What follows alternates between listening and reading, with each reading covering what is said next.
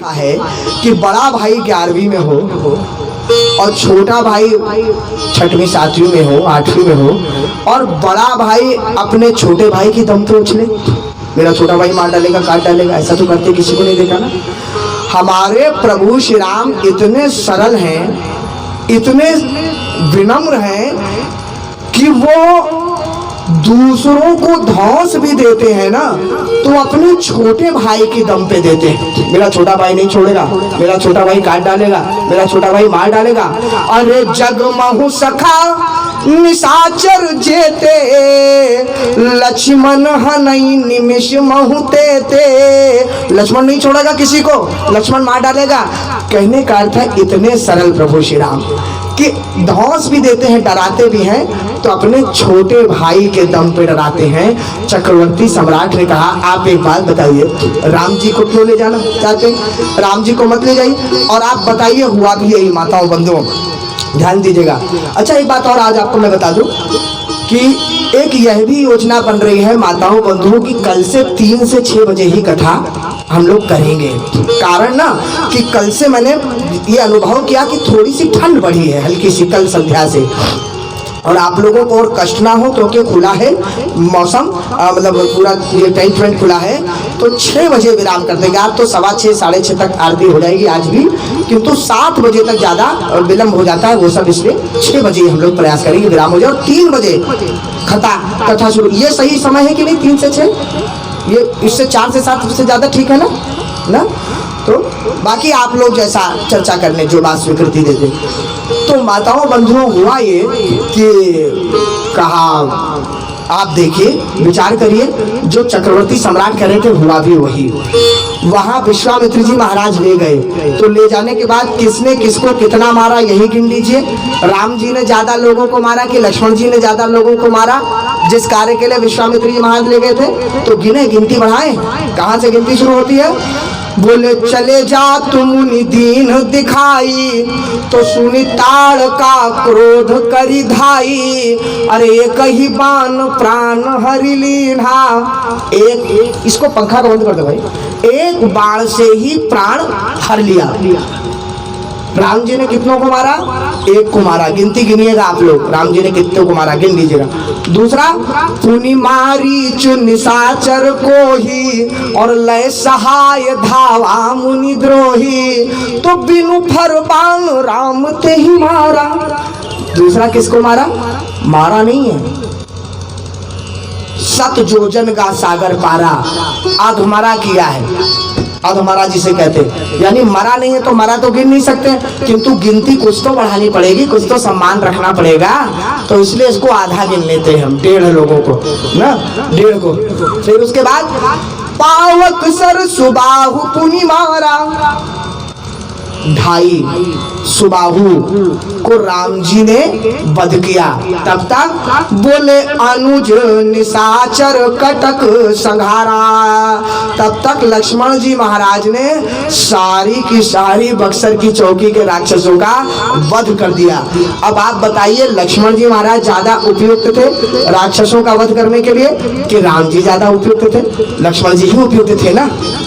यही बात चक्रवर्ती सम्राट कह रहे महाराज ये आप क्या गलती कर रहे हैं मुनिवर, ऐसा मत करिए, राम को मत ले जाइए, वो आपके किसी काम के नहीं है। यदि निशाचरों का ही वध करना है तो निशाचरों के वध का ठेका लक्ष्मण जी महाराज ने लिया है, उनको ले जाइए आप, वो मारेंगे।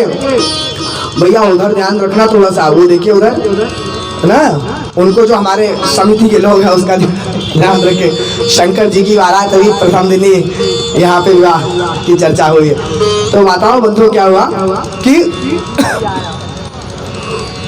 लक्ष्मण जी महाराज ज्यादा उपयुक्त हैं कि राम जी महाराज ज्यादा उपयुक्त हैं? लक्ष्मण जी महाराज ज्यादा उपयुक्त है ना। तो यही बात कही चक्रवर्ती सम्राट ने, यही बात कही कि देखो ऐसा है, आप लक्ष्मण जी महाराज को ले जाओ, राम जी महाराज को, राम जी तो किसी काम के नहीं हैं, राम जी किसी कार्य में नहीं आएंगे, उनको मत ले जाओ। तो विश्वामित्र जी महाराज ने कहा कि भाई हम राम जी को थोड़ी ले जा रहे हैं राक्षसों का वध करने के लिए, राम जी राक्षसों के वध के लिए नहीं जा रहे।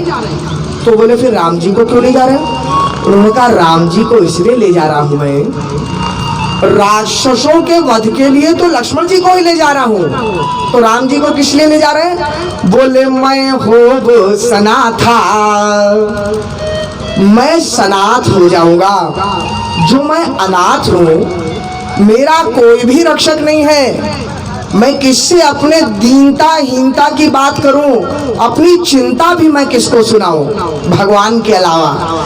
इसलिए भगवान को स्वयं में दिखाने ले जा रहा हूं अपनी स्थिति। प्रभु चल के आप स्वयं देख लो, अनाथ को यदि आप सनाथ कर दोगे ना तो फिर किसी और की सहायता की से आवश्यकता नहीं पड़ेगी। देखिए कितनी सुंदर बात विश्वामित्र जी महाराज ने कही। तुलसी बहु भेषज करहि व्याधि न छाड़त साथ, और खग मृग बसत आरोग्य बद, हरि अनाथ के नाथ। भगवान अनाथों के नाथ होते हैं।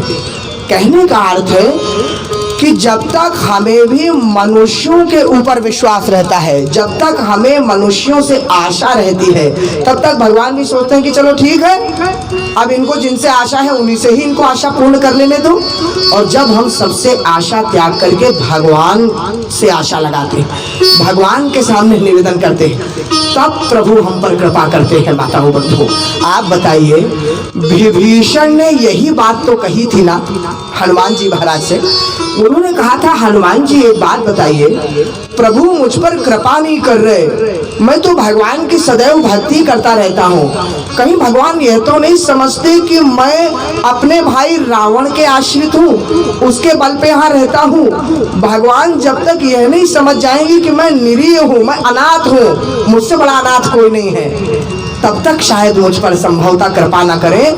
तात कबहु मोहि जानी अनाथा, करी है कृपा भानुकुल नाथा। तब तक वो कृपा नहीं करेंगे। बताओ ना हनुमान जी, मुझे वो अनाथ मानते हैं कि नहीं? कहने का अर्थ है हमें भी भगवान पे इस प्रकार पूर्ण समर्पण होना चाहिए, पूर्ण विश्वास भगवान के ऊपर।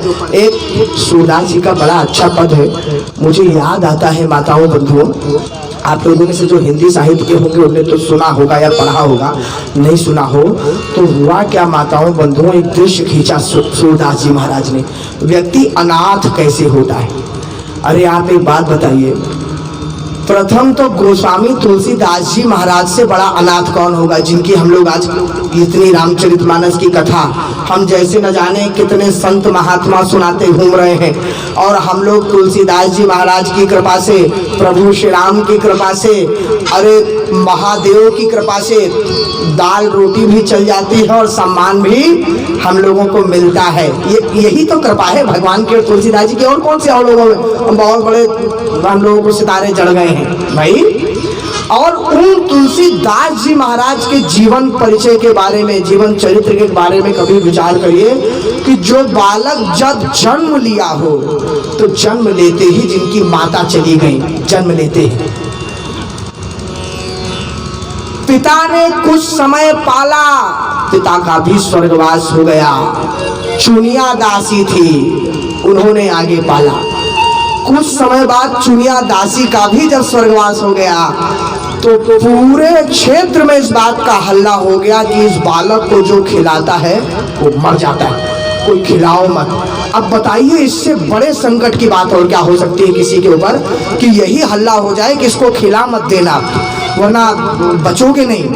अब वो गोस्वामी तुलसीदास जी महाराज लिखते हैं कि माताओं बंधु, मैं जब पैदा हुआ, मैंने आज तक सुना था कि जब बच्चा घर में पैदा होता है तो कितनी बधाइयाँ बजती हैं, कितना उत्सव होता है कि जायो कुल मंगन बधावनो बजायो सुनी। कवितावली उत्तरकांड में गोस्वामी जी लिखते हैं, जायो कुल मंगन बधावनो बजायो सुनी। मैंने सुना था बड़ा बधावनो बजता है, बाजे बजते हैं, लेकिन मैं भयो परिताप पाप जननी जनक को, मैं तो जन्म लेने के बाद अपने ही माता पिता के लिए परिताप बना, पाप बन के जन्म लिया।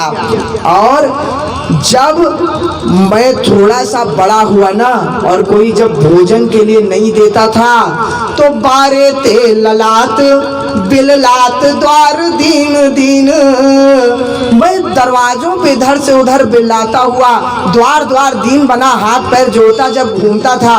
और वहाँ कहीं मान लो किसी ने बंदर को दिया हो, कहीं किसी कचड़े के डिब्बे में पड़े मुझे यदि 4 चने के दाने भी दिख जाते थे ना, तो वो 4 चने के दाने मेरे लिए अर्थ धर्म का मोक्ष मानो चारों फल के समान लगते थे उस समय। कि बिललात द्वार दीन दीन, जानत हो चारि फल 4 हूँ चनक को। वो 4 चने मेरे लिए 4 पुरुषार्थों के बराबर थे। मैं वो दीनहीन वो, किंतु कब तक था? जब तक मैं इन समाज पर, इन संसार वालों पर विश्वास करता था, उनकी आस लगाता था। और जब मुझे भगवान ने अपना बना लिया, अरे हनुमान बाहुत में तो और इसको स्पष्ट रूप से लिखा कि असन बसनहीन विषम विषादलीन, देखी दीन दूबरे करे न हाय हाय को। मैं ना असन था न बसन था, अर्थात न भोजन था न वस्त्र था, विषम विषाद से ग्रस्त था। मैं इतना दीन दुबला था कि मुझे देख करके करे न हाय हाय को। कौन किसके मुख से आह नहीं निकल जाती थी मुझे देख करके, मेरी स्थिति को देख करके। लेकिन ये कब तक था? जब तक मैं लोगों के सामने अनाथ घूमता था। और तुलसी अनाथ को सनाथ रघुनाथ कियो, दियो सील सिंधु फल आपने सुभाए को। और जब वही भगवान ने, राम जी ने इस अनाथ को सनाथ कर दिया तो क्या अंतर आ गया? बोले एक दिन अरे घर घर दौलत टुकड़ों के लिए मैं इधर से उधर भागता घूमता था, हाथ पैर जोड़ता घूमता था। और आज बोले भूपति पूजत पाए, बड़े बड़े राजा महाराजा भी चरणों पे गिरे हैं, दंडवत कर रहे हैं, प्रणाम कर रहे हैं। अंतर क्या है दोनों में? तुलसी तो मैं वही हूँ जो पहले भी था, किंतु जे तुलसी तब राम बिनु ते अब राम सहाय। तब राम जी के बिना था, आज भगवान ने सनाथ कर दिया, भगवान सहायक हो गए। तो देखो, जापर कृपा राम कई होई, तापर कृपा करहि सब कोई। कैसे तुलसीदास जी के दिन बदल गए, किंतु वही विश्वास जैसा मैं कह रहा था माताओं बंधुओं। सूरदास जी महाराज ने एक दृश्य खींचा। क्या दृश्य खींचा? उन्होंने खींचा कि एक वृक्ष की डाल पर एक पक्षी विराजमान है और उस पक्षी का निशाना एक बहेलिये ने लगा लिया है। एक शिकारी ने तीर साध लिया है पक्षी को मारने के लिए। देखिए, ध्यान दीजिए। और उसने सोचा मैं भागूं, तब तक ऊपर उसकी दृष्टि गई तो ऊपर बाज बैठा हुआ है। यह ताड़ रहा है कि कब पक्षी इन डालों के बीच से ऊपर आए और मैं इस पर झपट्टा मार लूं। तो ये जिसे हम लोग कहते हैं ना, आगे कुआं और पीछे खाई, वो स्थिति पक्षी के साथ बैठा है। तीर पड़ जाएगा, उड़ेगा, बहेलिया मार देगा।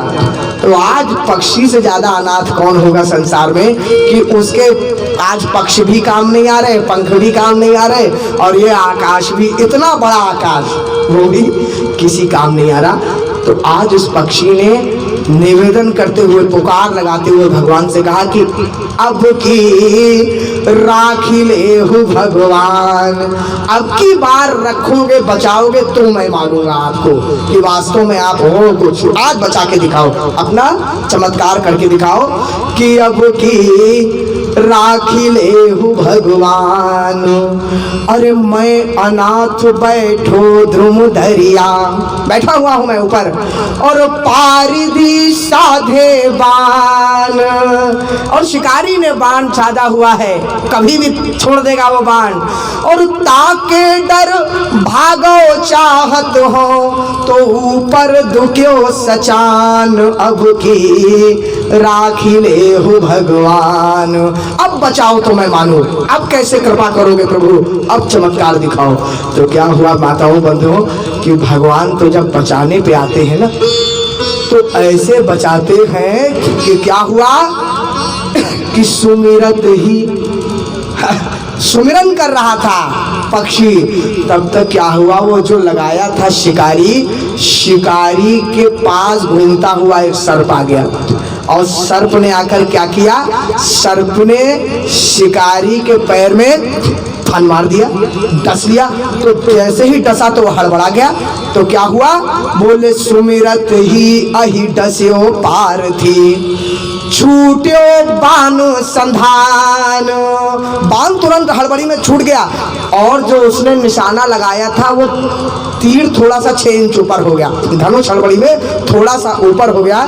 तो जैसे ही ऊपर हो गया तो क्या हुआ, बोले सूरदास सर लगो सचा नहीं, जय जय कृपा निधान अब की राखी लेहु भगवान। वही बाण जाकर के उस बाज को लग गया, बाज का भी काम तमाम हो गया और नीचे शिकारी का भी तमाम हो गया काम। जैसा हम लोग कहते हैं ना कि जाको राखे साइया, मार सके ना कोई, लेकिन भगवान पर विश्वास होना परम आवश्यक है। जब तक प्रभु पर विश्वास नहीं होगा माताओं बंधुओं, तब तक यह कृपा नहीं होगी। बिना भगवान के ऊपर इस प्रकार के समर्पण आवश्यक है। आप बताइए माताओं बंधुओं, विचार करिए, उस गज से अधिक अनाथ कौन होगा? कल्पना करिए, श्रीमद् भागवत महापुराण की कथा आती है गजग्राह में। उस गज के बारे में लोग कहते थे कि बड़े बड़े से छोटे जितने जीव थे वो उस गज के बल पर जंगल में स्वच्छंद घुमा करते थे। सिंह आदि भी उस गज के सामने नहीं आते थे, भय खा जाते थे। वो गज को जब ग्राह ने पकड़ लिया और जल के अंदर खींचने लग गया, तो गज ने मन में सोचा कि मैं जो सबकी सहायता करता आया हूं आज तक, ये सारा वन तो मेरे ही संरक्षण में था, सबका सहायक तो मैं था, मुझसे बड़ा अनाथ अब इस समय कौन होगा, क्योंकि मैं किसकी सहायता मांगू, सबका सहायक तो मैं ही था। और अपने बल पर विश्वास करके जब तक गज ने प्रयास किया, हिम्मत नहीं हारी, तब तक ग्राह उस पर भारी पड़ने लग गया। और एक समय ऐसा आया कि गज समझ गया कि अब अपने चले कुछ होना नहीं, अपने शरीर का भी विश्वास त्याग दिया, अपने संबंधियों का भी विश्वास त्याग दिया और सब कुछ त्याग के वहीं एक कमल पुष्प था, झगड़ा भी छोड़ दिया, उसने प्रयास भी छोड़ दिया। अब उसका ध्यान तो केवल वही एक कमल पुष्प था। उस कमल पुष्प को उखाड़ के और उसने ऊंचा कर दिया, केवल प्रभु को समर्पित कर दिया कि प्रभु अब आप ही बचाओ।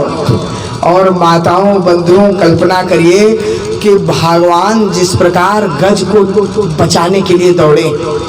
यदि आप लोग कभी उस दृश्य को देखें किसी तस्वीर में, तो गरुड़ भगवान के आगे आपको भगवान कूदते हुए दिखेंगे, भगवान के आगे पीतांबर होता हुआ दिखेगा और पीतांबर के आगे सुदर्शन चक्र जाता हुआ दिखेगा। कहने का अर्थ है भगवान को अपने भक्त को बचाने की ऐसी छटपटाहट थी कि गरुड़ की गति भी यदि कुछ धीमी हो रही हो तो मैं उससे पहले भी कूद जाऊं, पीतांबर आगे उड़ रहा है। और अरे सुदर्शन चक्र, यदि मुझे भी पहुंचने में कुछ देर हो जाए तो मुझसे पहले जाकर के तुम मेरे भक्त के प्राण बचा लेना। ऐसे प्रभु अधीर होकर के दौड़े और जाकर के गज की रक्षा की, गज के प्राण बचाए। किंतु जब उसने पूर्ण समर्पण कर दिया, सनात हो गया, प्रभु ने कृपा कर दी। एक बात बताइए माताओं बंधुओं, प्रसंग में आया, मैं कई बार कहता हूँ, द्रौपदी से ज्यादा अनाथ कौन होगा? विचार करिए, द्रौपदी। अरे भाई, जिस कन्या का विवाह जब हो जाता है एक कन्या का, तो कन्या की मर्यादा की, कन्या के सम्मान की सारी सुरक्षा पतिदेव की ही तो होती है। अरे भाई, पति ही तो उनकी लाज रखता है कि नहीं रखता, उनका खर्चा पानी भोजन और मर्यादा सबका उत्तरदायित्व पति के ऊपर ही। और जिनके पति ही अपनी पत्नी को दांव पर लगा के हार जाए, वो क्या करेगी? वो स्त्री, वो गृहिणी क्या करेगी जो अपने पति पर ही आश्रित थी और पति ने ही दांव पे लगा दिया? वो कहाँ जाके हाथ जोड़े? द्रौपदी से ज्यादा अनाथ कौन होगा उस समय? आप कल्पना करिए, उस महाभारत में हस्तिनापुर की सभा में माताओं बंधुओं उस समय उन्होंने प्रभु को ही याद किया। घटना आती है कि एक बार, श्रीमद् भागवत महापुराण की कथा है कि एक बार जब राजसूय यज्ञ के बाद शिशुपाल का वध, राजसूय यज्ञ से पूर्व शिशुपाल का जब वध भगवान के द्वारा हुआ, सुदर्शन चक्र चला, तो सुदर्शन चक्र के द्वारा कहीं चूक से हल्की सी खरोंच प्रभु की उंगली में आ गई थी, कन्हैया के।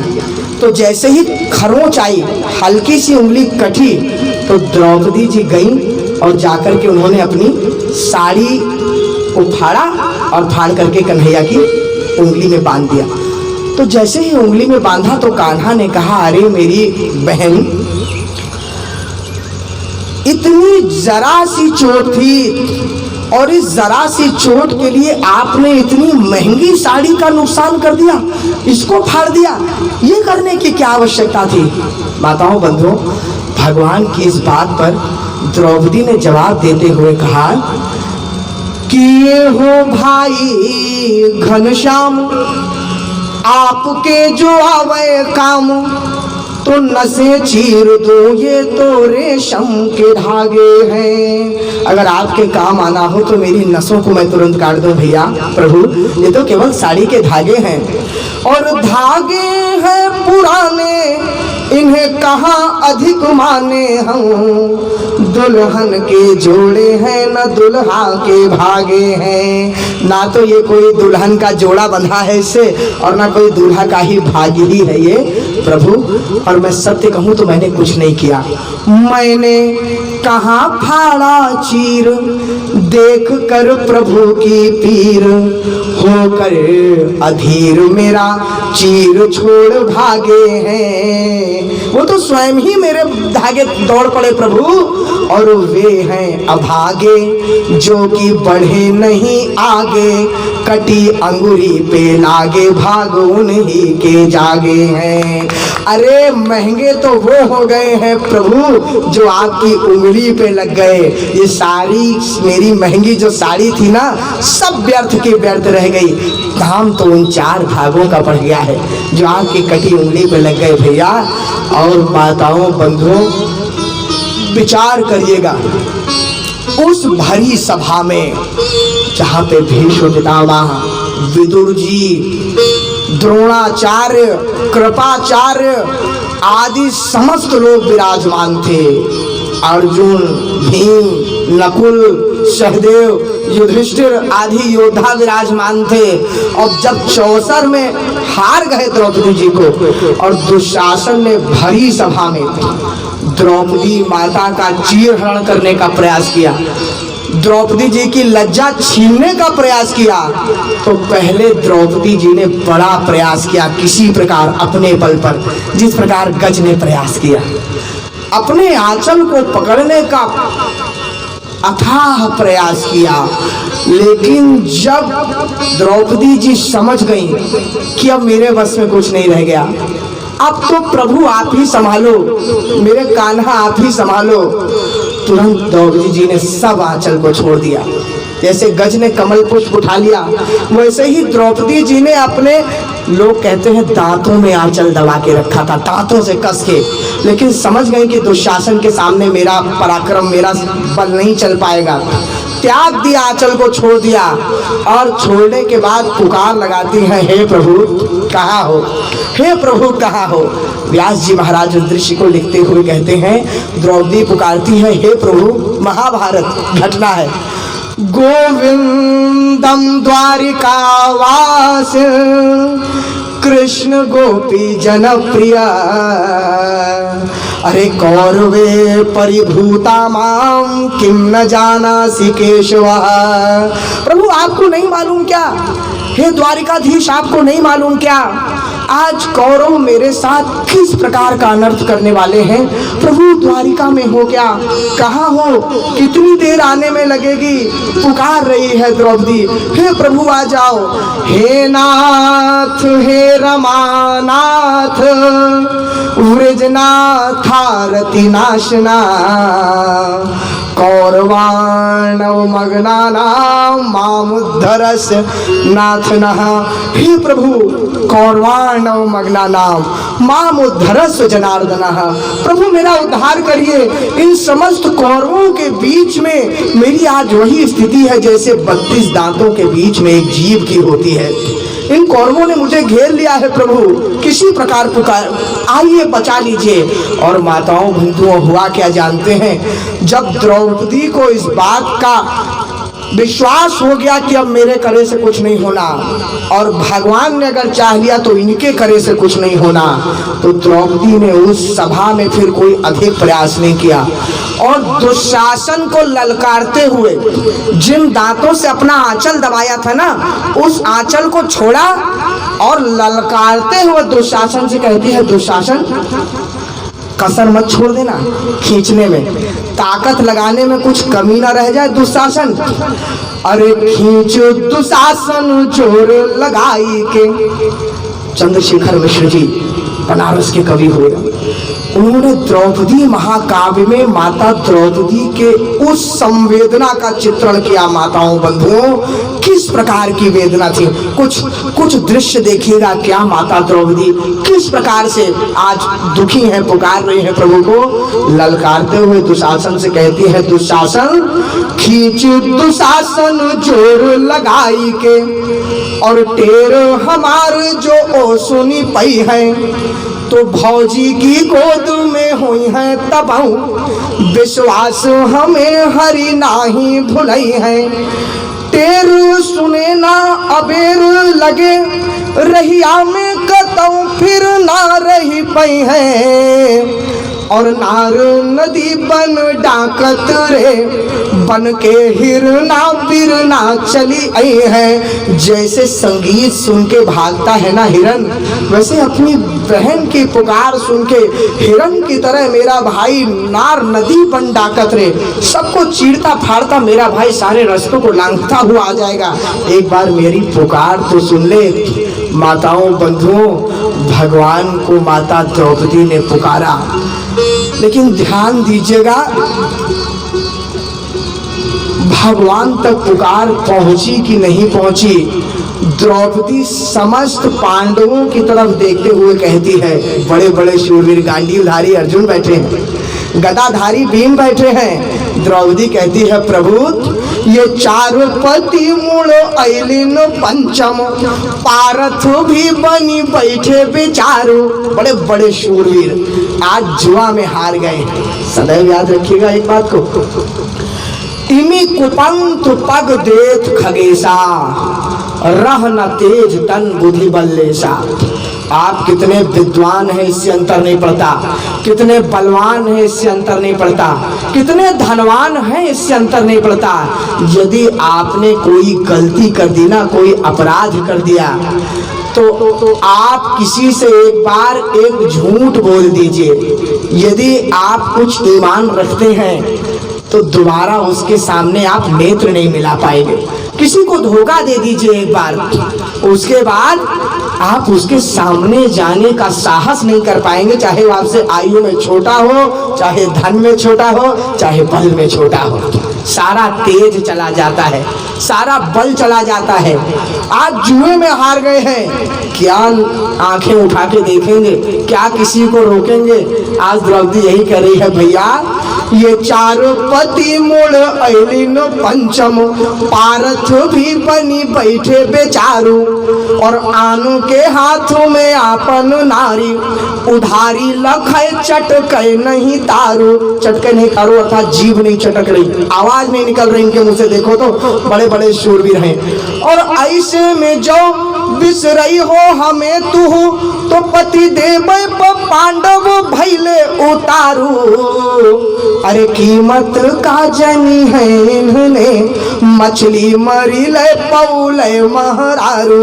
ये क्या जानेंगे धर्म पत्नी की क्या कीमत होती है। अरे इन्हें तो मछली मार करके पत्नी पाई है, इनको क्या मर्यादा से लेना देना, क्या सुरक्षा से पत्नी की लेना देना। माताओं बंधुओं, भगवान अभी नहीं आ पाए, भगवान को पुकार लगाई किंतु भगवान नहीं आए। तो मैं कई बार कहता हूँ अभी द्रौपदी की वही स्थिति है जैसी स्थिति हमारी आपकी उस समय होती है। आज के आधुनिक युग की मैं बात करूं तो जैसे हम किसी को फोन लगाएं, मोबाइल लगाएं, कहीं फंस जाएं और फंसने पर जिस पर हमको सबसे अत्यधिक विश्वास हो, जिसके हम सहारे हों, भाई अपने मित्र हैं, कोई किसी के अधिकारी मित्र हैं, कोई किसी के नेता मित्र हैं, उनको फोन लगाया और वो फोन नहीं उठा रहे, घंटी पे घंटी जा रही है, घंटी पे घंटी जा रही है। तो हर घंटी के बाद, हर कॉल के बाद आपका भाव उस मित्र के लिए बदलता रहेगा। पहली बार थोड़े विश्वास से फोन लगाएंगे, दूसरी बार विश्वास में और कमी आएगी, दूसरी बार थोड़ा सा संदेह बढ़ेगा, मेरा फोन क्यों नहीं उठा रहे, ऐसा क्या हो गया। तीसरी बार और संदेह बढ़ेगा, कुछ क्रोध भी आ सकता है कि अरे भैया इस समय नहीं उठा रहे हो तो फिर कब फोन उठाओगे। चौथी बार यह भी हो सकता है कि सोचें कि अब इनको तो कोई कभी जीवन में बात नहीं करेंगे, यदि आज इन्होंने हमसे बात नहीं की। भाव बदलता है कि नहीं बदलता संकट में। आज द्रौपदी भी कह रही भैया यदि आज नहीं आए ना तो गाढ़े में जो बिस रही हो हमें तो जातो हो से हम बोलब नाही, और तू बहिनी बहनी कही ब्या हम नात कबों फेरी जोरब नाही। सावन में तो है बाने बधे जरई फेरी तालों में बोरब नाही, और पूस में लई खिचड़ी आई ब्या गठरी सरी जाए पे खोरब नाही। आप ये सब प्रथाएं हैं पूर्वांचल की। भाई लेकर के खिचड़ी आता है बहन के यहाँ, खोलूंगी नहीं मैं गठरी भैया, ध्यान रखना। और एक बात और ध्यान रखना भैया कि तीज परे त्योहार परे बिरना फिर धोती मंगाऊं नाही। चंद्रशेखर मिश्र जी लिख रहे आन के आगे भले झुकी ब्या, दूसरे से जाके भीख मांग लूंगी वो मुझे मंजूर है। आन के आगे भले झुकी ब्या तुझसे किछु भी फरमाऊं नाही, अरे मोर बधे भगिना के सिरे इमली तुझसे घुटवाऊं नाही, और पूत भी आहिन तू चली ब्या हम काजर आँख लगाऊं नाही। तब उस बहन को याद करना जब आपके पुत्र का विवाह होगा, आपकी बहन आपको उस समय नहीं दिखाई देगी भैया। और ऐसा मत समझ लेना कि प्रद्युम्न विवाह करके आ गए हैं तो और किसी का विवाह आगे नहीं होना है आपके परिवार में। एक प्रद्युम्न ना रही है अब हूँ बिटिया बिटवा बड़ हुई है, और सोरी पुताई बदे तो के हमें तोहे भेज के भौजी जरूर बुलाई है। ये भी प्रथा है पूर्वांचल की। जब विवाह होता है, उत्सव होता है तो बहन सौरी बोलती है जाकर के, बड़ी पुरानी प्रथा है। द्रौपदी कह रही है भैया तौने दिना हम जाबई ना पुरखा भी तुहार बुलाव न पई है, और तू बहिनी बहिनी कही ब्या पर सौरी बिना पुतले रही जई है। सौरी नहीं पुतने आऊंगी भैया मैं आपके घर में, कभी आपको आज नहीं आए तो फिर कब आओगे भैया। कह रही है द्रौपदी भैया ऐसा है किसी प्रकार से तो आ जाओ। आज भैया ये भी हो सकता है कि आपको इससे भी अधिक कोई दूसरा कार्य हो, तो प्रभु यदि दूसरा भी कार्य इससे अधिक महत्वपूर्ण हो तो आज दोनों कार्य को एक साथ निपटा दो, यह भी निपटा दो और वह भी निपटा दो भैया, ऐसा कुछ कार्य कर दो। द्रौपदी पुकार रही है। लेकिन माताओं बंधुओं ऐसा हम लोग की मान्यता है कि प्रभु उस समय कुछ भोजन कर रहे थे, भोजन छोड़ के भागे, नंगे पैर दौड़े प्रभु, ध्यान दीजिएगा। और ऐसे दौड़े कि आज के यदि हम परिवेश में इस बात को विचार करें तो मानो जैसे कि कोई एकदम से फोन पे फोन आप करें और जैसे 20 मिस्ड कॉल किसी के आप एकदम से देखें तो जैसे छटपटाहट होगी, वैसे माताओं बंधुओं भगवान दौड़े। और जब दौड़े ना तो क्या हुआ जानते हैं? अभी तो प्रभु आ ही नहीं रहे। देखिए, द्रौपदी ने सोचा कि मेरा भाई, जिसे मैं अपना भाई मानती हूँ, वो तो जगत का पालनहार है।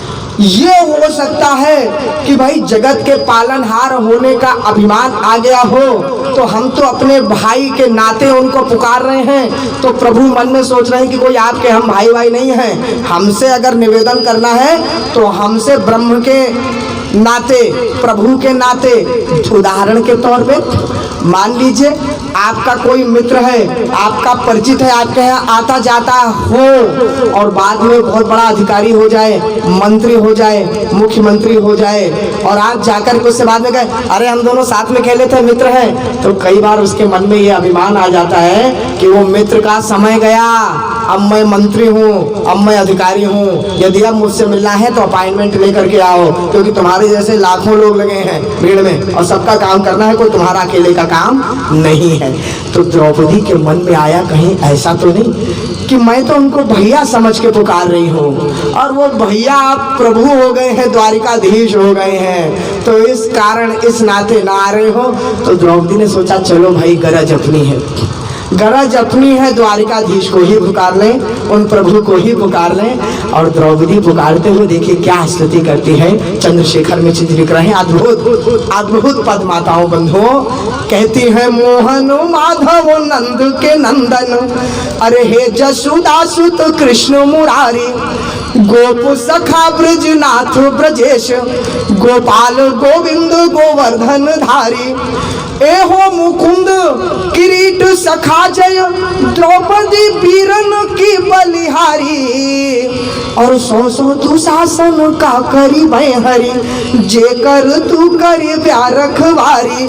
आप जिसकी रखवाली कर लेंगे प्रभु, उसका कोई क्या बिगाड़ सकता है। अरे जय बलराम की दाहिन बाह, जय गाढ़ सहायक रास बिहारी, जय कुब्जा प्रिय उद्धव के हितवा मितवा दुखिया दुखहारी, कृष्ण सुदामा के बाल सखा जय, द्रौपदी वीरन की बलिहारी, अरे सौ दुशासन का करी है हरि, जे कर तू करी प्यार रखवारी। भागे प्रभु, और जब भागे ना तो देखिए कुछ ये दृश्य, इस कल्पना करिए संवेदना की। जब भगवान दौड़े ना तो गरुड़ खड़े हुए थे दरवाजे में, और गरुड़ ने कहा प्रभु कहाँ जा रहे हैं? भगवान तो दौड़ रहे हैं, द्रौपदी द्रौपदी द्रौपदी की रक्षा करनी है। तो गरुड़ ने कहा प्रभु द्रौपदी जी के पास जाना है तो तुरंत बैठिए, हमारे पीछे बैठिए, तुरंत आपको हम पहुंचाते हैं। भगवान को लगा देखो तो इन गरुड़ देव को भी अपनी गति का कितना अभिमान हो गया है, इनको गति प्रदान करने वाले भी हम हैं और हमसे कह रहे हैं कि हम दौड़ाते हैं। तो क्या देखिए कवि उस दृश्य को लिखते हैं चंद्रशेखर जी कि कहले गरुड़ मोरी पीठिया संहारी देव, और चार पंख मारी के आकाश उड़वाई देव। चार पंख में तो रास्ता कवर हो जाएगा प्रभु, छोटी मोटी तरई की गिनती करब नहीं, चोचन से मार चांद सूरज हटाई देव।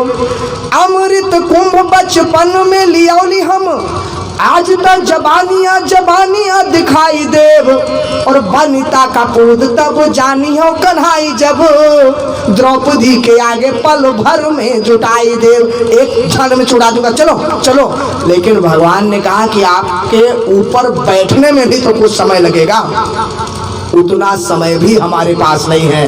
और कवि क्या कहते हैं, कैसे जा रहे हैं प्रभु कि आनु के ना गहनी की गुहारी में, अरे आनु के ना बहिनी की गुहारी में, भाई चला फिर काहे मुड़े रे, और मेघो फटे रवि चंद्र छटे, मिलके तरई बिछड़े पछड़े रे, लोग निहारी रहे आसमानों में, तीन विमान समान उड़े रे।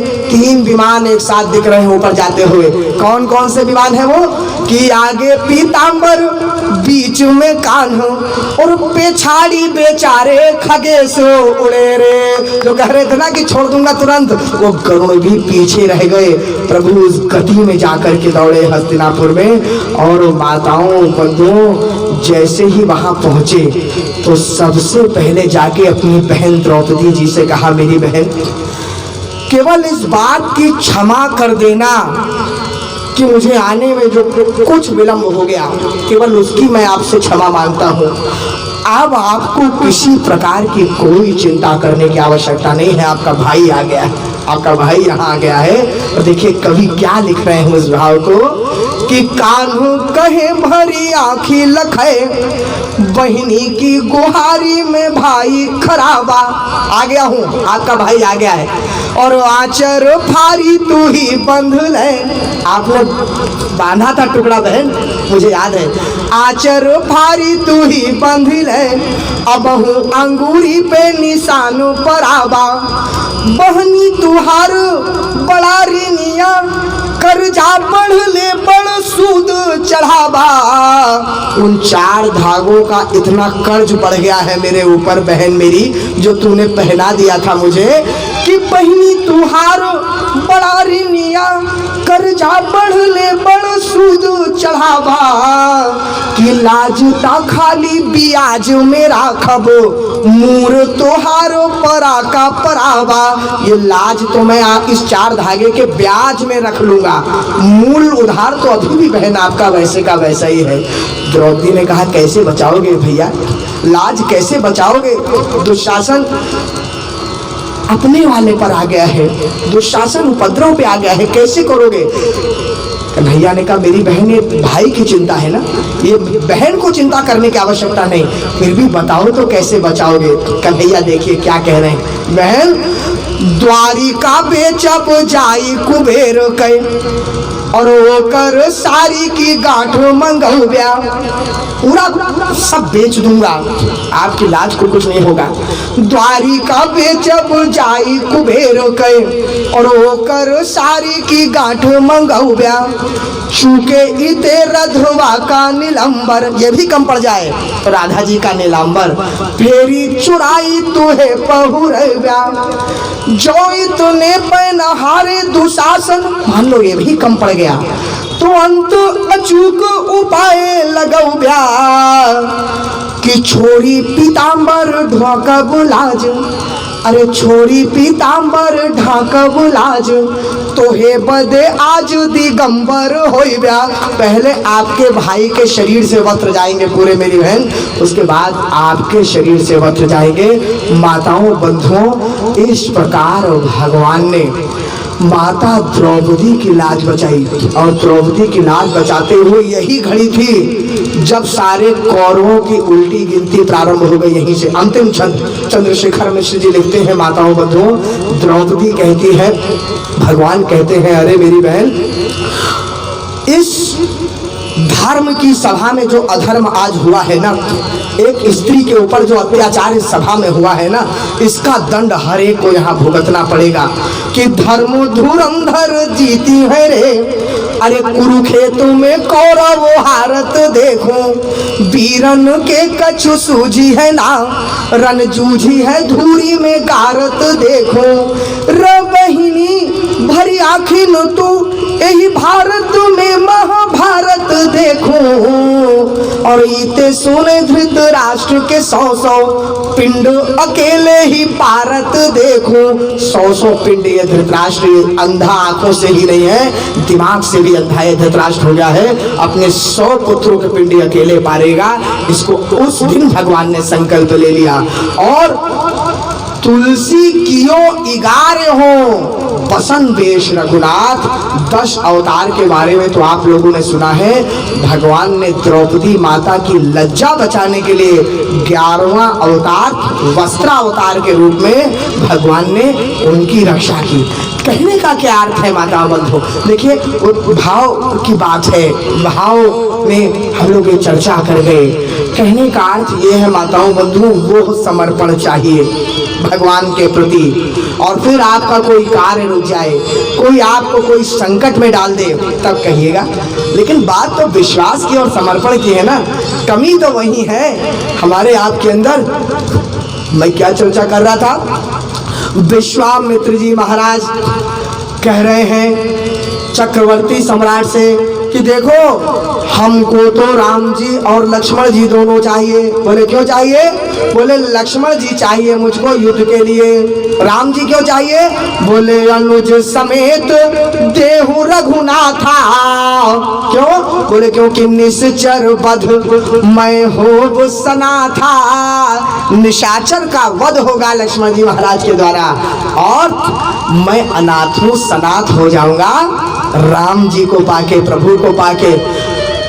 चक्रवर्ती सम्राट ने कहा ये तो मैं जीवन में नहीं कर पाऊंगा, आपको मैं किसी से प्रकार भी राम नहीं दे पाऊंगा। देखिए विचार करिए चक्रवर्ती सम्राट, अरे भाई जिनके वंश में ऐसे राजा हुए जिन्होंने स्वप्न में दिए हुए दान पे सब कुछ दे दिया, और उन्हीं के वंशज चक्रवर्ती सम्राट, उन्हीं के भवन में एक महात्मा आया है। और ऐसा भी नहीं कि कोई दूसरा महात्मा आ गया हो, होता है ना कि हम लोगों की एक महात्मा पे श्रद्धा होती दूसरे पे नहीं भी होती, कई बार ऐसा भी होता है भाई, कई लोग होते हैं। तो कहने का अर्थ है कि वही महात्मा आया है, वो दूसरा भी नहीं आया है जिसको आपके पूर्वज ने सब कुछ दे दिया था। और उनको ये कह रहे बिल्कुल नहीं, मैं नहीं दूंगा। बोले क्यों? बोले क्योंकि चौथे पन पायऊ सुतचारी, विप्र वचन नहीं कहे वो बिचारी। अरे चौथे पन में तो किसी प्रकार मिले हैं। देखिए उदाहरण से समझिए क्या हुआ। ये ऐसा उदाहरण है माताओं बंधुओं। और देखिए मैं एक बात और आपसे अभी अनुभव और करूं, बता दूं अभी, क्योंकि मैं इसको अनाउंसमेंट अभी से कर दूं, मुझे विचार लग रहा है। कल से ठंड बढ़ी है कुछ, तो कल हम लोग आज भी 6 सवा 6 पे ही विराम करेंगे और कल भी कथा 3 से 6 होगी, 6 बजे विराम हो जाएगी ना, 5:45 तक। चाहे उधर हम लोग जल्दी बढ़ा लें माताओं बंधुओं, क्योंकि जो ना खुला माहौल है और ग्रामीण अंचल है, ठंड का वो है, तो इसलिए ये करेंगे तो उत्तम रहेगा सबके लिए, स्वास्थ्य के अनुसार और जाने के अनुसार जिनको जहाँ जहाँ जाना। तो 20-25 मिनट हम लोग आना दे। देखिए माताओं बंधुओं, मैं ये कह रहा था चक्रवर्ती सम्राट ने कहा कि अरे ये आप कैसी बात कर रहे हैं, चौथे पन में मैंने पुत्र पाए हैं। इसका क्या अर्थ हुआ? इसका यह उदाहरण समझिए कि कोई आपका मित्र आपसे, कोई आपका परिचित आपसे ले जाए उधारी मांगकर पैसा, और पैसा मांग के ले जाए और वो गायब भी हो जाए। अब उसको हो जाए 20 साल, आपसे अच्छी मोटी रकम लेकर के वो चला जाए। पहले तो आप खूब खोजेंगे, खूब बीनेंगे, खूब फोन से प्रयास करवाएंगे, पुलिस में रिपोर्ट करेंगे, पता लग जाए। लेकिन जब पता नहीं लगेगा तो हार जाएंगे। और हारने के बाद 20-25 साल बाद कोई आपसे कहे कि भैया ऐसा है, हमें मालूम है कि वो कहाँ है, लाओ तुम्हें चल के मिला देते, तो आपको ले जाके आपका मित्र उनसे मिला दे। और जब उनसे मिला दे तो वो आपसे क्षमा मांगे और आपसे कहें कि मुझसे बहुत बड़ी गलती हो गई, मैं उस समय उस स्थिति में नहीं था, बाद में फिर ऐसी परिस्थिति बनी, आ भी नहीं पाया, चलो आप आ गए, लो आपके पैसे ले लो, हमें क्षमा कर दो। तो आप सोचेंगे चलो 20 साल बाद ही सही, पैसे मिल ही रहे हैं तो अब इन पैसों को ही ले लो, यही तो करेंगे आप। फिर क्या झगड़ा करेंगे, पैसा ही मिल गया तो मारेंगे नहीं उसको। लेकिन पैसा लेके आप थोड़ी ही दूर निकले अगर मान लीजिए, और जिस मित्र ने आपको मिलाया है वो कह दे कि हमको उधार चाहिए आपसे, ये पैसे हमको उधार दे दीजिए, तो क्या आप देंगे क्या उसको? आप कहेंगे महाराज ब्याज इतना बन जाता है इस 20 साल में इन पैसों का, वो ब्याज तो मुझे मिला नहीं कुछ भी, किसी प्रकार से तो मूल मिला है 20 साल बाद, और मूल तो अब कम से कम थोड़ा सा ले लेने दो, और उसका भी सुख तुम नहीं लेने दोगे और तुम कह रहे हो तुम ले जाओगे। नहीं ऐसा नहीं होगा, यही तो आप कहेंगे ना, चाहे उसने मिलाया ही क्यों ना। यही बात राजा जी ने कहा महाराज जब ब्याज का आनंद लेने का समय मेरे पास आया है, चौथे पन में नाती पोते खिलाने का समय होता है। नाती पोते ब्याज ही तो होते हैं ना, नाती पोतों को ब्याज कहते हैं, और मूलधन होते हैं पुत्र पुत्री।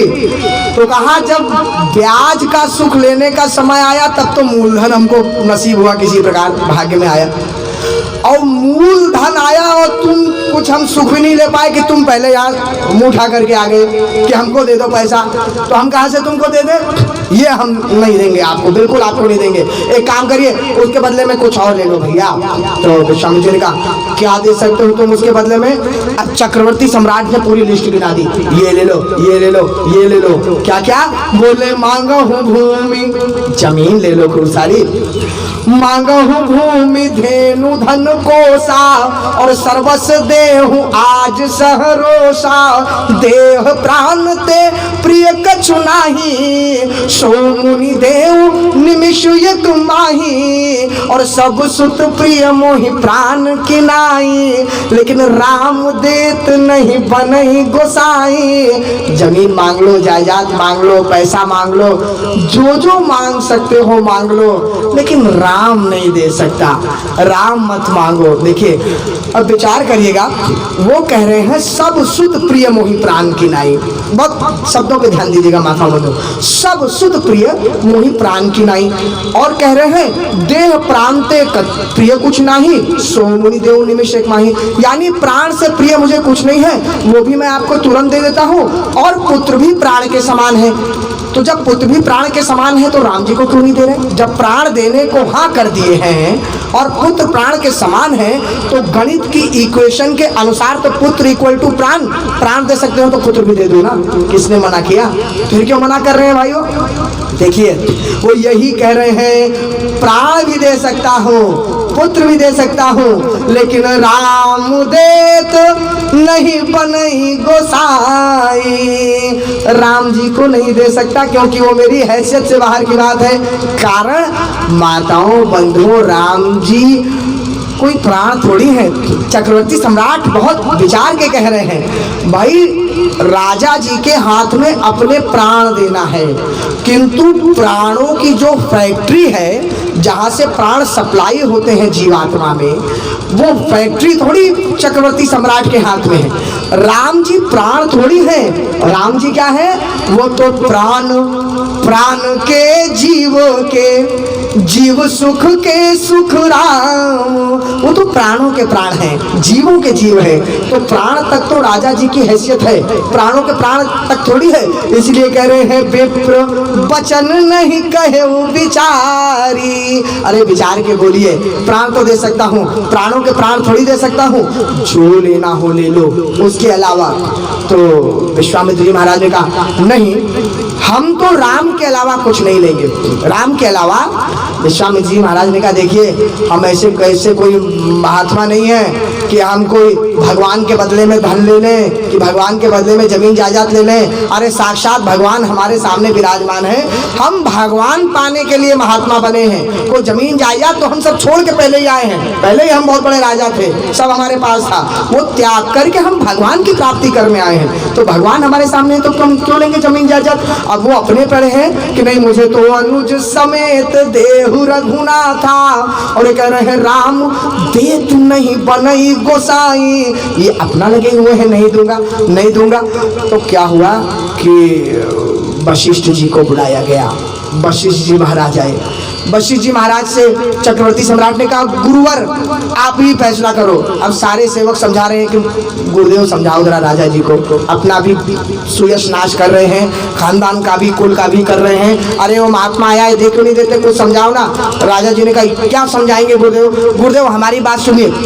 अरे भाई महाराज मनु के रूप में 23,000 वर्ष तपस्या करें हम, उसके बाद अमरावती में प्रतीक्षा करें हम, उसके बाद अयोध्या धाम में चक्रवर्ती सम्राट बनकर चौथे पन तक प्रतीक्षा करें हम प्रभु के लिए, और उसके बाद प्रभु हमें किसी प्रकार मिल जाए। तो जब प्रभु हमें मिल जाए तो एक महात्मा मुंह उठा करके तब आ जाए और वो आकर के कहें कि प्रभु हमको दे दो, अब हम ले जा रहे हैं। तो ये कौन सा न्याय हुआ? तपस्या करें हम, प्रतीक्षा करें हम, और फल खाएं ये, ले जाएं आकर के ये कौन सी बात हुई? ये क्या उचित है? ये क्या न्याय है गुरुवर? वशिष्ठ जी ने कहा बिल्कुल न्याय है, बिल्कुल ठीक है, बिल्कुल उचित है। क्या गुरुवर ये न्याय है? ये कैसा न्याय है? वशिष्ठ जी ने कहा ऐसा है राजन, तुमने की होगी महाराज मनु के रूप में जितनी तपस्या 23,000 वर्ष, उसका हमें मतलब नहीं है। तुमको भगवान की प्राप्ति कैसे हुई उसके हम साक्षी हैं। तुमको भगवान की प्राप्ति हुई यज्ञ भगवान की कृपा से। कल हम लोगों ने चर्चा किया था, जो लोग आए होंगे, श्रृंगी ऋषि वशिष्ठ बुलावा, पुत्र काम शुभ यज्ञ करावा। तो तुमको भगवान की प्राप्ति हुई यज्ञ भगवान की कृपा से, और जिन यज्ञ भगवान की कृपा से तुमको 4 पुत्र मिले राजन, आज उन्हीं यज्ञ भगवान के ऊपर संकट आया हुआ है। वो यज्ञ भगवान निर्विघ्न पूर्ण नहीं हो पा रहे, राक्षस आकर के उनमें विष्ठा डाल दे रहे हैं, हड्डी डाल दे रहे हैं। तो वो यज्ञ भगवान तुमसे उधारी में, सदैव के लिए भी नहीं, उधार में 2 पुत्र मांग रहे हैं, जिन्होंने 4 पुत्र दिए। तो तुम इतने बड़े कृतज्ञ हो, इतने बड़े मतलबी हो कि तुम उन यज्ञ भगवान को प्रति उपकार के रूप में 2 पुत्र भी नहीं दे सकते कुछ समय के लिए? ये कोई उचित बात है राजन? इतना मतलबी होना ठीक है? तब वशिष्ठ बहुविधि समझावा। देखिए, वशिष्ठ जी ने किसी प्रकार राजा जी को समझाया, बहुविधि समझावा। कई बार मैं इस अर्धाली का अर्थ बदल रहा हूं, ध्यान दीजिएगा। क्या कह रहे हैं वशिष्ठ जी? तब वशिष्ठ बहुविधि समझावा। क्या समझावा? बहुविधि समझावा, अर्थात बहु कैसे आएगी इसकी विधि समझावा। अर्थात यही महाराज हैं, दे दो इनके साथ, राजा देर न करो। ये ले जा रहे हैं तुम्हारे 4 पुत्रों को, तो 4 बहुएं भी यही लेकर के आएंगे साथ में। अभी थोड़ा सा धैर्य रख लो, 4 बहुएं बोनस में मिलेंगी आपको, इसलिए ले जाओ। तो बहुविधि समझावा। तो तब वशिष्ठ बहुविधि समझावा, अरे नृप संदेह नाश कह पावा, बोले मोरे प्राणनाथ सुत दो। अरे महाराज, मेरे प्राणों से प्यारे हैं मेरे दोनों पुत्र, राम तो मुझे प्राणों से भी अधिक प्यारे हैं, उनके बिना तो मैं रह नहीं सकता। तो महाराज, जैसे आप इनके पिता बन जाना, बस जैसे मैं इनको प्रेम करता हूँ, जैसे मैं इनकी देखरेख करता हूँ, मेरे पुत्रों को कोई कष्ट मत होने देना बस महाराज। तुम मुनि पिता आन नहीं गो। अब भगवान को किसी प्रकार राम जी और लक्ष्मण जी को विश्वामित्र जी महाराज को दिया।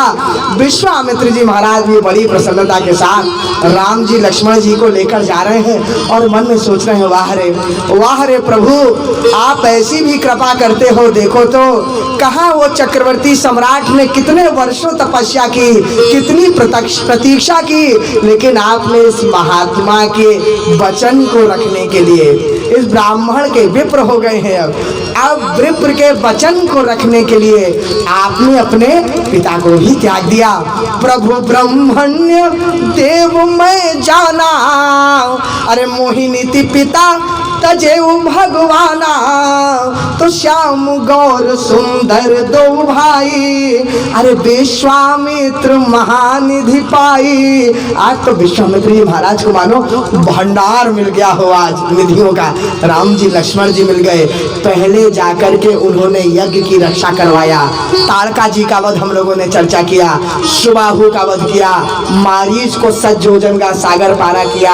अभी सूत्र में हम लोगों ने उसकी चर्चा कर ली। तत्पश्चात माताओं बंधुओं, भगवान ने ताड़का को तो बिना किसी शिक्षा के ही मार दिया था, वध कर दिया था। ध्यान दीजिएगा, भगवान को गुरुदेव ने अस्त्र तो बाद में दिए हैं, ताड़का का वध पहले हो गया है। तब नाथ ही निज नाथ ही चीन्ही, और विद्या निधि कहो विद्या दीनी। तब जाकर के ऋषिवर ने निज नाथ ही चीन्ही, तब उन्होंने अपने प्रभु को पहचाना और विद्या दी और शस्त्र बल दिए। और जब शस्त्र पा करके भगवान उसी यज्ञ कुटिया के सामने बैठ गए, उन्होंने कहा अब आप लोग निर्भय यज्ञ करिए, यज्ञ में कोई भी विघ्न नहीं आना चाहिए। तो प्रातः कहा मुनि सन रघुराई, कि निर्भय यज्ञ करहु तुम जाई। अब निर्भय होकर के करो, मैं आप लोगों के साथ हूँ मुनिवर। वहां यज्ञ हुआ और जब निर्भय यज्ञ नित्य संपन्न होने लग गए, ध्यान दीजिए भाई, क्या होता है कि एक रूटीन बन जाता है। विचार करिएगा, पहले दिन, दूसरे दिन, तीसरे दिन फिर रूटीन बन जाता है किसी बात का। तो पहले दिन लगा रहे राक्षस आएंगे, वध हो गया, दूसरे दिन ऐसे करते करते वध होते गए। अब एक ऐसा समय आया कि बस निर्विघ्न यज्ञ होने लग गए। तो जब वैसे कुछ समय बीतने लग गया तो प्रभु श्री राम तो बेचारे सरल स्वभाव के, शील स्वभाव के, लेकिन लक्ष्मण जी महाराज के मन में आया, देखिए लक्ष्मण जी महाराज प्रभु श्री राम के साथ में सदैव उनके सेवक बन के रहते थे, उनको कोई कष्ट ना हो जाए, उनको किसी बात का कोई कहीं से कमी ना आ जाए। तो लक्ष्मण जी को लगा, अरे मेरे प्रभु इतने सरल हैं तो सरलता का इतना फायदा उठाया जा रहा। इतने दिन हो गए झोपड़ी में रखे हुए हैं महाराज, कहकर लाए थे कि यज्ञ की रक्षा करवाने लाया हूँ, और यज्ञ की रक्षा तो हो गई है, फिर भी रोके हुए इतने दिनों तक। तो एक दिन धीरे से गए और लक्ष्मण जी महाराज ने जाकर के विश्वामित्र जी से कहा, अरे गुरुदेव गुरुदेव आपसे बात कहनी है। बोलो बेटा। कहा, गुरुदेव आपने कहा था कि यज्ञ की रक्षा करवाने के लिए आप लेकर आए, कहा था कि नहीं कहा था गुरुदेव? ऐसा कहा था ना? हाँ हाँ कहा था। क्यों? तो कहा, गुरुदेव अब यज्ञ की रक्षा तो हो गई, अब हमको हमारे घर जाने दीजिए, हम लोग को फ्री करिए, अब हम लोग अपने राजमहल में जाए। अब कितने दिन हम लोगों को आप यहाँ रोक के रखेंगे गुरुदेव, ये तो बताइए। तो गुरुदेव ने कहा, ऐसा है लक्ष्मण, ये वाला यज्ञ तो ठीक है, एक और यज्ञ की रक्षा भी आप लोगों से करानी है जरा। ये तो एक यज्ञ हो गया, ये तो सीधा सीधा यज्ञ था, एक टेढ़ा यज्ञ है आगे, उसकी भी आप ही रक्षा करोगे जाके। बोले टेढ़ा कौन सा यज्ञ है गुरुदेव? बोले धनुष यज्ञ। देखिए धनुष तो टेढ़ा ही होता है ना, धनुष। तो कहा टेढ़ा यज्ञ है आगे, ये सीधे यज्ञ की रक्षा की टेढ़े की और करनी है। तो धनुष यज्ञ सुनि रघुकुल नाथा। कई बार मैं कहता हूँ, ध्यान दीजिए कैसे अर्धाली भाव खींचती है गोस्वामी जी की। हुआ क्या, एक किंवदंती आती है माताओं बंधुओं, एक कथा आती है। कथा ये आती है कि जनक जी महाराज ने, चक्रवर्ती सम्राट जनक जी ने माता जानकी के स्वयंवर में अयोध्या धाम से किसी को बुलाया नहीं था, किसी को नहीं बुलाया था। कारण वो जानते थे कि उसके पीछे भी एक कथा है। उसके पीछे कथा ये है कि जनक जी महाराज की मिथिला नगरी में एक बार बड़ा अकाल पड़ गया। तो जब अकाल पड़ गया उनके यहाँ, तो ये हुआ कि अकाल की समाप्ति कैसे होगी?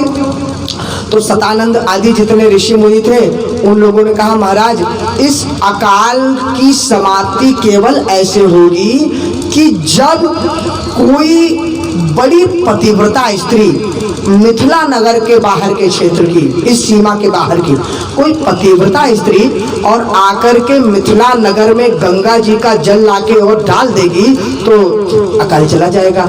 अब माताओं बंधु मिथिला नगर के बाहर की बात थी, अब किससे जाके कौन पूछ ले कि कौन पतिव्रता है कि नहीं? भाई ये भी एक अपने आप में बहुत बड़े असमंजस की बात। और दूसरी बात, मान लीजिए कि उसने जल डाला और अकाल नहीं गया, मान लो वो परम पवित्रता स्त्री भी हो, पतिव्रता भी हो, लेकिन आगे संदेह हो जाएगा कि नहीं? ये तो कैसी एकदम संदेहात्मक बात थी, कैसे क्या कर दे, एक सती के सतीत्व को भी प्रश्न लग जाता कि नहीं लग जाता। अब असमंजस में जनक जी क्या करें? तो माता सुनैना ने कहा, अरे आप क्यों चिंता करते, अयोध्या धाम चलते हैं ना, अयोध्या धाम में माता कौशल्या से अधिक पतिव्रता कौन होगी, उनसे जाके हम लोग निवेदन कर लेते हैं।